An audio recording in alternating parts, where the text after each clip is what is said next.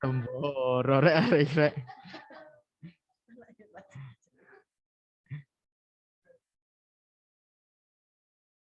Niki. Nggih, niki PPT-nya yang muncul mangke. Nggih. Pun.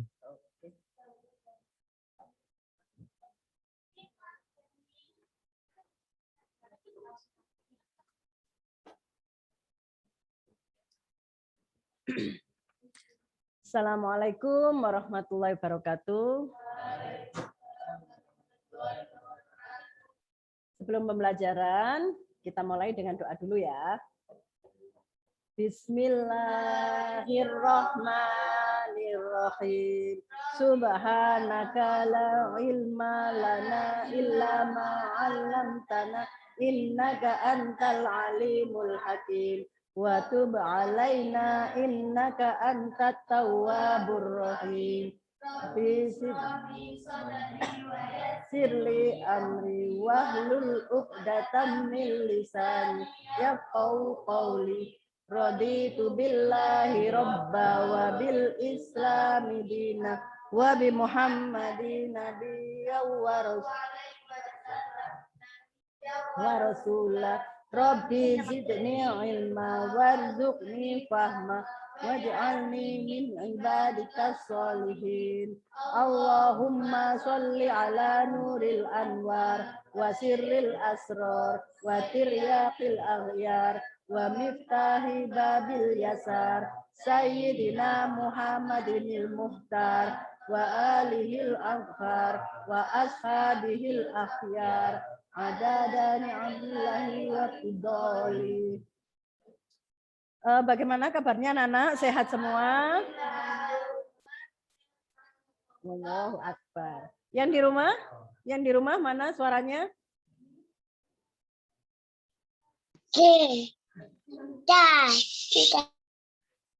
Yang di rumah semoga semuanya selalu sehat walafiat.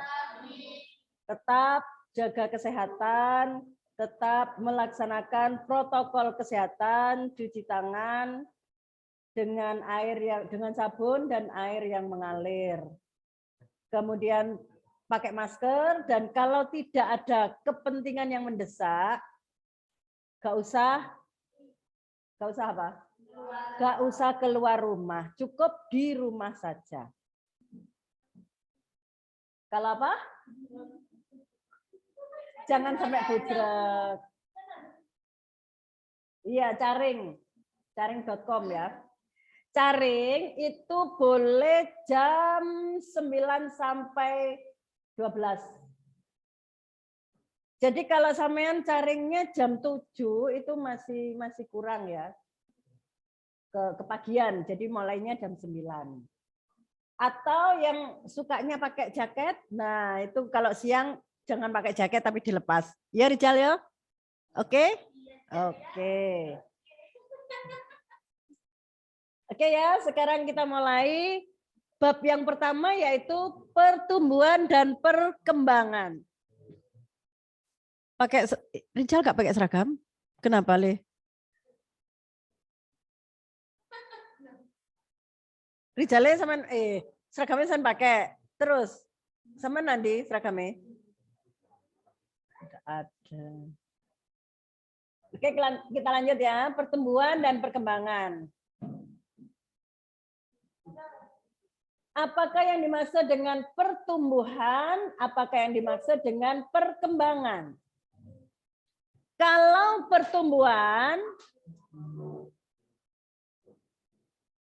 pertumbuhan itu mengacu kepada perubahan fisik.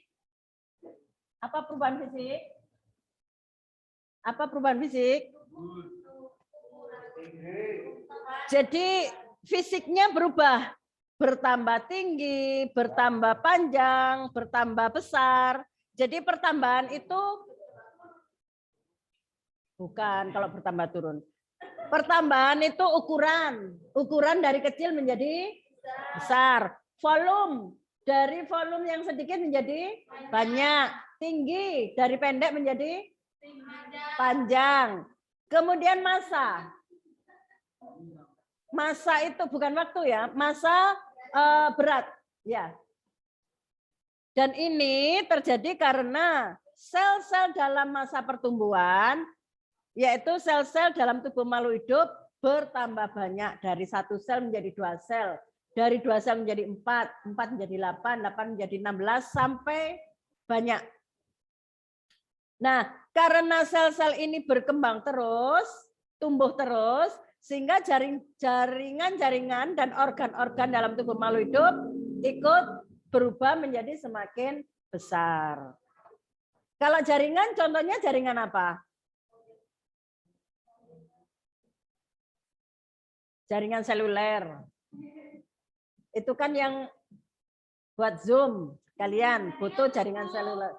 Jaringan tubuh. Jaringan ini terdiri dari kumpulan sel-sel yang bentuknya sama, fungsinya juga sama. Contohnya yaitu jaringan epitel kalau pada manusia dan hewan. Kalau pada tumbuhan ada jaringan meristem, jaringan palisade, dan sebagainya. Nah, jaringan-jaringan ini nantinya akan berkumpul menjadi satu, menjadi organ-organ. Tolong sebutkan organ pada tumbuhan. Apa saja? Daun, batang, akar, buah, bunga. Nah, itu adalah organ-organ pada tubuh tumbuhan. Kalau pada hewan? Jantung, paru-paru, usus.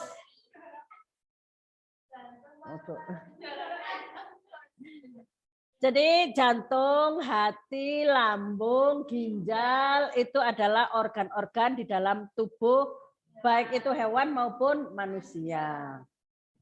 Manusia mempunyai ginjal? Punya. Berapa jumlahnya? Ya, makanya kalian nggak bisa diam ginjal-ginjal terus. Kemudian, udah ya, pertumbuhan itu dapat diukur secara kuantitatif.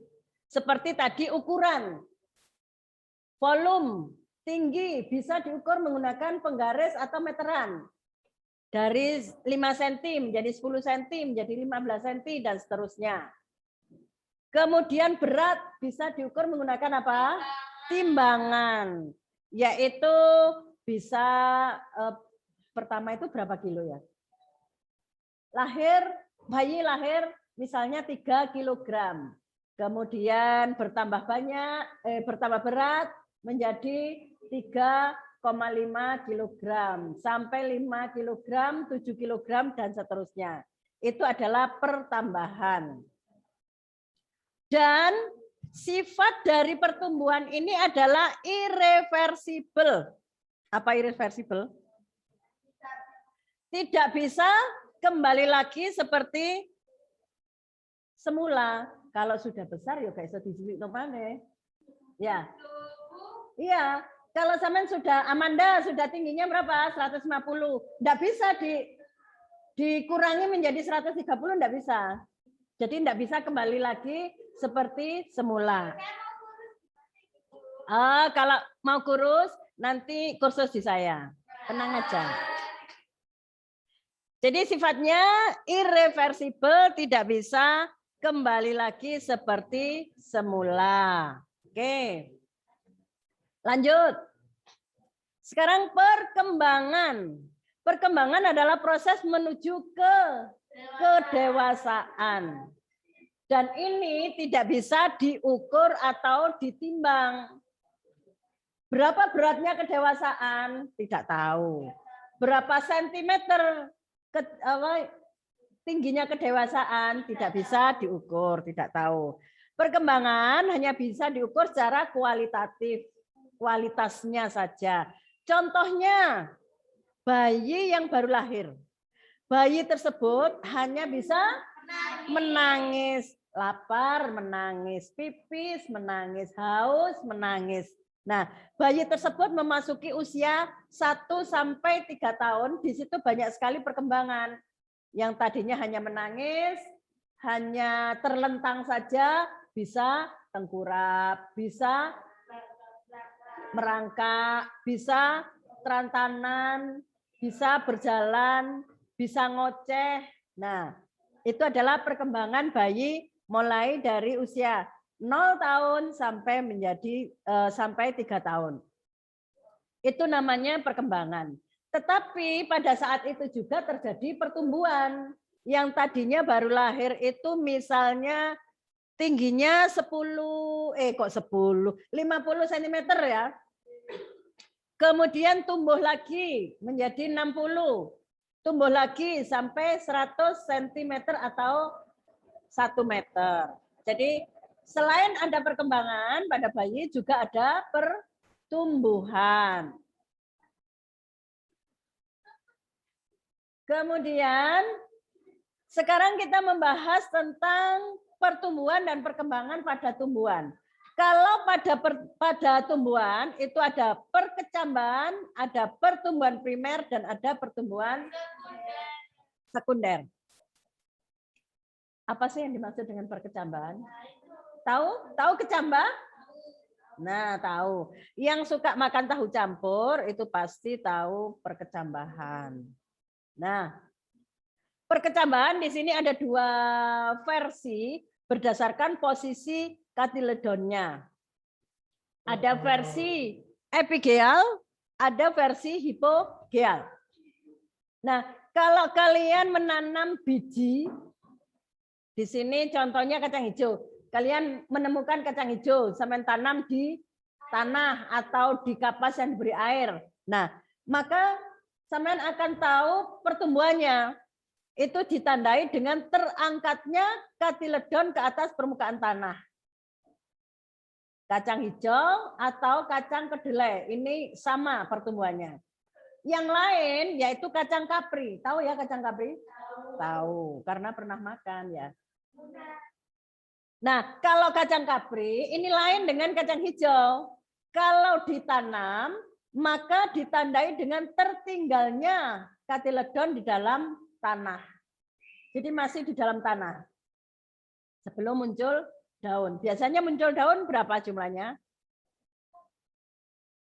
2. Oke, jadi itu perkecambahan pada tumbuhan. Kemudian yang kedua adalah pertumbuhan primer. Pertumbuhan primer ini adalah pertumbuhan yang terjadi akibat aktivitas jaringan meristem primer atau meristem apikal. Letaknya adalah di bagian paling ujung, baik itu batang maupun akar. Jadi akar itu paling ujung itu selalu apa?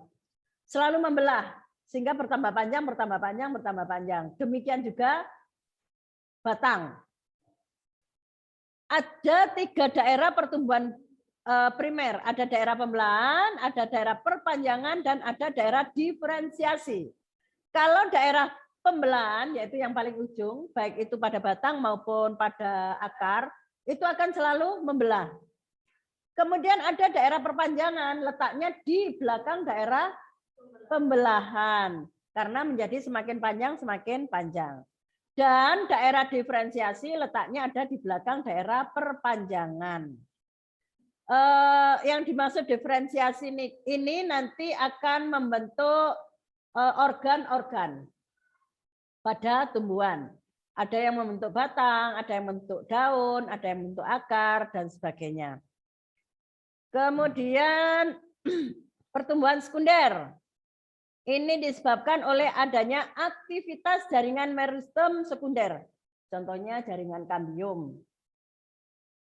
Kalau kalian lihat pohon, itu pasti ada kulitnya ya.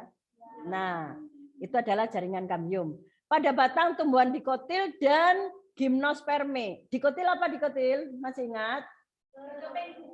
Tumbuhan yang berkeping 2. Gimnosperme adalah tumbuhan yang berbiji terbuka. Kan ada, kalau 1 monokotil, 2 dikotil. Tertutup angiosperme, terbuka gimnosperme. Nah, kemudian sel-sel jaringan kambium senantiasa membelah pembelahan ke arah, ada dua arah ya pembelahan ini. Ada yang ke arah dalam dan ada yang ke arah luar.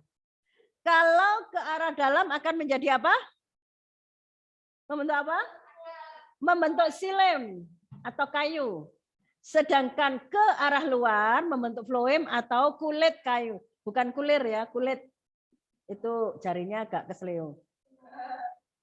Nah, akibat aktivitas jaringan meristem pada kambium, inilah yang menyebabkan diameter batang akan menjadi bertambah besar. Yang tadinya diameternya segini itu berapa? 0,5 cm misalnya. Kemudian nanti akan membesar menjadi 1 cm, 2 cm, dan seterusnya. Kemudian di situ kalau pada pohon yang besar, kalian bisa melihat ada lingkaran tahun. Jadi ada yang melingkar-melingkar itu adalah lingkaran tahun. Di situ bisa dihitung usia dari pohon itu sudah berapa tahun. Ada kan lingkaran tahun? Oke, kita lanjut. Kemudian faktor apa saja yang mempengaruhi pertumbuhan dan perkembangan pada tumbuhan? Ada 2 faktor. Yang pertama faktor internal, yaitu faktor dalam. Dan yang kedua ada faktor eksternal, faktor luar. Kalau faktor dalam atau internal ada 3, yaitu ada gen, ada enzim, dan ada hormon. Gen ini adalah pembawa sifat. Jadi sifat dari induk nanti akan diturunkan kepada keturunannya, kepada anaknya. Kemudian enzim ini adalah reaksi-reaksi kimia nanti yang terjadi pada tubuh tumbuhan akan dibantu oleh enzim. Kemudian hormon. Ada banyak sekali hormon pada tumbuhan. Jadi ini asli dari tumbuhan ya, bukan buatan manusia.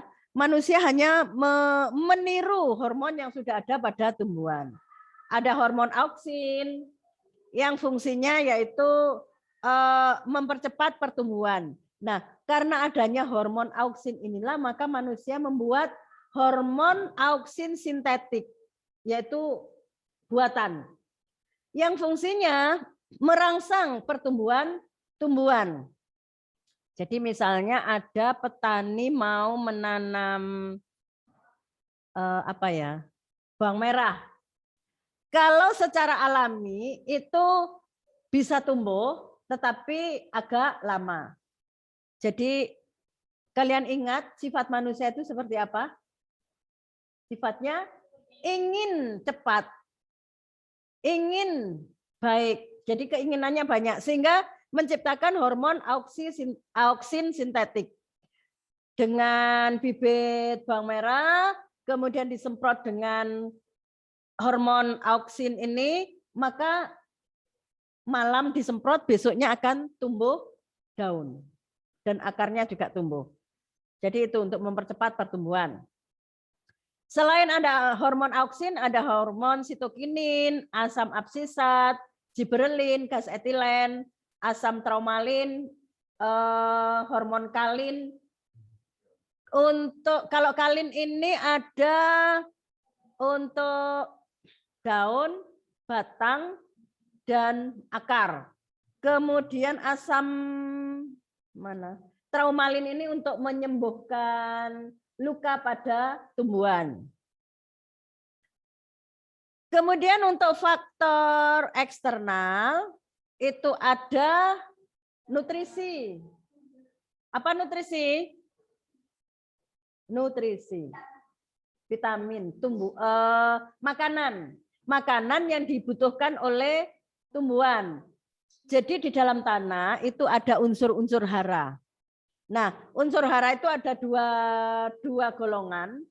Ada makronutrien, ada mikronutrien. Kalau makro itu dibutuhkan dalam jumlah yang banyak.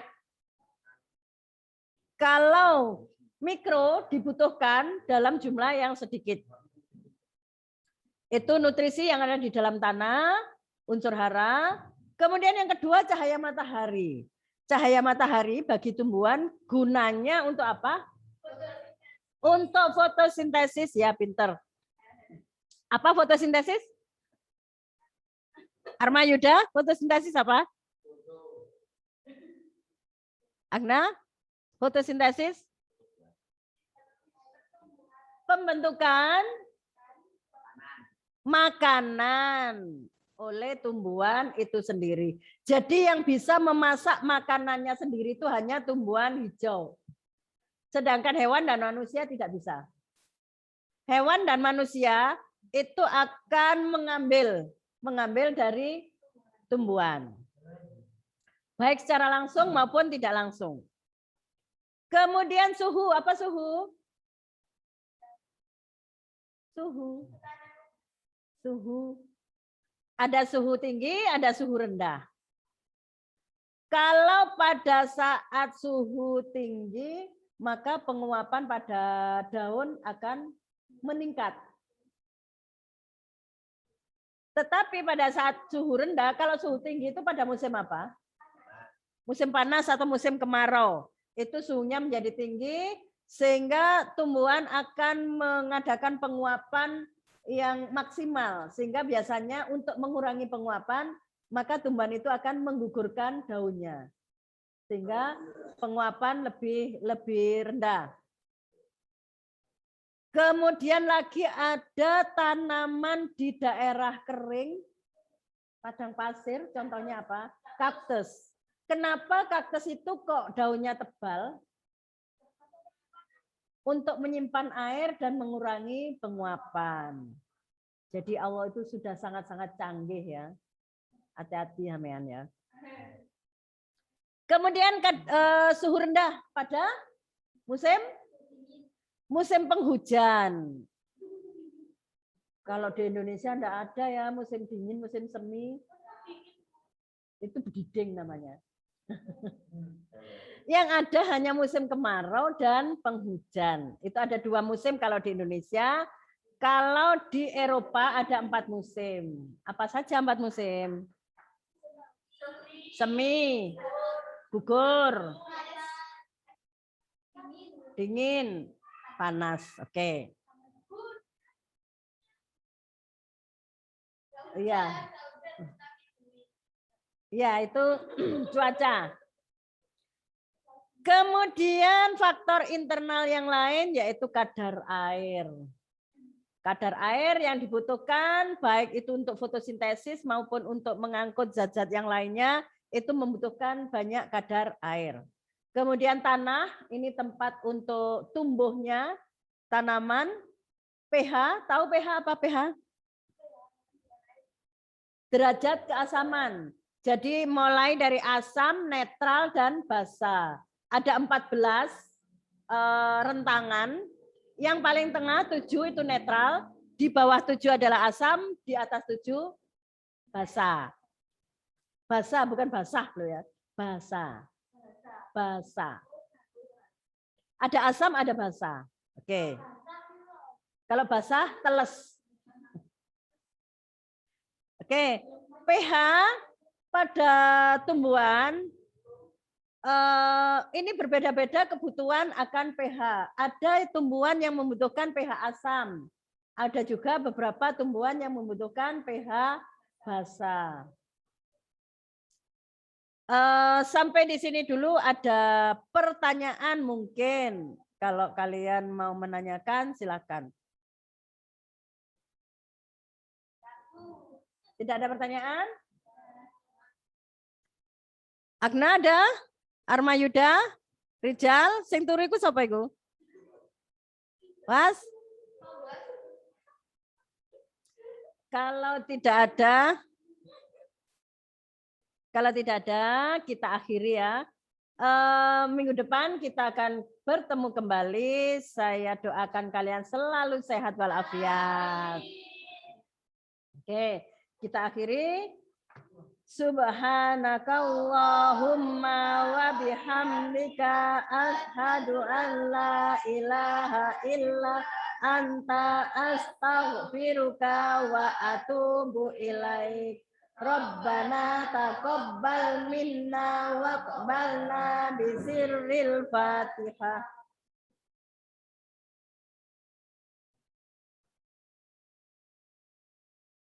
Saya akhiri. Wassalamualaikum warahmatullahi wabarakatuh. Warahmatullahi wabarakatuh. Silakan kalau yang mau pulang jalannya hati-hati. Kalau nyebrang toleh kanan toleh kiri. Nyebrang tak ora iki? Nyebrang tak ora? Iya, kalau ke Indomaret ya.